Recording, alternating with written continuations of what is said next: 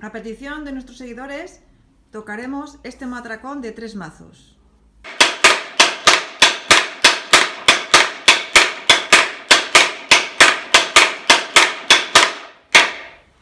Suena más fuerte el de 2 mazos. A mí me hacía más daño en los oídos. Es que tengo que hacer más fuerza. Pero este también... Si doy más... Es que me canso, ¿eh? Claro, estás cansada, llevas ahí un rato dando, probando todas, estás cansada ya. Esta Semana Santa estáis todos invitados a tocarlos. Os dejamos los cascos también, ¿eh? Sí. Los instrumentos de percusión, que cada uno es diferente y cada uno tiene su sonido particular. Así que mira, aquí estamos, todo lleno de matracas, carracas, carrascón. Y bueno, tenéis muchos vídeos nuestros ahí, tanto en YouTube como en TikTok. Y veas ha calentado y ahí está.